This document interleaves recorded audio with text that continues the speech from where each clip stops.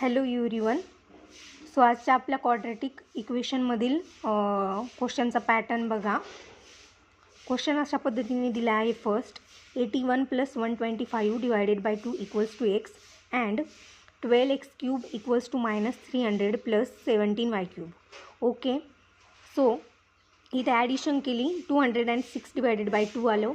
Then x equals to 2ने divide केलं 103 आलं. ओके. देन y बघा, इथे 12x³ आहे, इकडे -300 आहे प्लस 17y³ आहे. ओके. सॉरी, इथे x³ झालं आहे, इथे देखील y³ आहे, 12y³. ओके, 12y³ आहे. सो हा 12y³ इकडे गेला राईटला. So 17y³ - 12y³, this is 5y³. Okay. हा -300 लेफ्टला आला, तो +300 झाला. ओके. सो 5ने डिवाइड केलं 60 आलं. तर 60 हा कशाचाच क्यूब नाही आहे. सो ॲप्रॉक्सिमेटली आपण त्याला 4 लिहू शकतो, बिकॉज 4चा क्यूब आपल्याला माहिती आहे 64 आहे. ओके. 60 हा 64ला थोडासा नियर आहे, ॲप्रॉक्स आहे. सो वायची व्हॅल्यू काय येईल? ॲप्रॉक्सिमेटली 4 येईल. एक्झॅक्ट नाही येणार, ॲप्रॉक्सिमेटली 4 येईल. ओके. सो इथे बघा, x = 103 आलं होतं आणि y किती आला? 4 आला. तर 103 बिग आहे. So x is greater than y, याचा ॲन्सर येईल. ओके. हा झाला थोडासा डिफरंट टाईप. एक्सची व्हॅल्यू सरळ व्हॅल्यू दिलेली होती, फक्त डिवायडेशन करायचं होतं. ओके.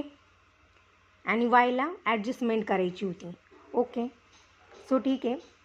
नेक्स्ट इक्वेशन बघा, 3x - 18 = x. हे इझी फॉर्मॅट आहे. हे काय येईल? 2x = 18 येईल. हा राईटला नेला, प्लस झाला, हा लेफ्टला आणला, मायनस झाला. ओके. सो 2x = 18 आलं. x = काय येईल? 18 डिवायडेड बाय 2 इज 9 आलं. ओके. यात काय डिफरंट आहे? यात देखील सेमच आहे. 2y + y - 36 = -y आहे. ओके.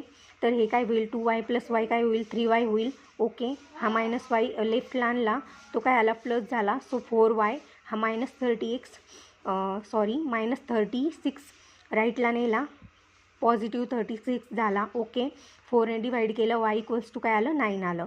सो x काय आला होता आपला? 9 आला. y देखील काय आला? 9 आला. सो x = y याचं काय आलं? रिलेशन आलं. ओके. हे सरळ लिनियर फॉर्मॅटमध्ये होतं. लिनियर पण म्हणता नाही येणार. डिरेक्टली एक्सची व्हॅल्यू फाइंड आउट करायची होती आणि डिरेक्टली वायची व्हॅल्यू फाइंड आउट करायची होती. ओके. सिंगल व्हेरिएबल होतं ना, डबल व्हेरिएबल असतील तर लिनियर फॉर्मॅट म्हणता येईल. ओके. सो यात डिफरंट बघा काय आहे? √(x +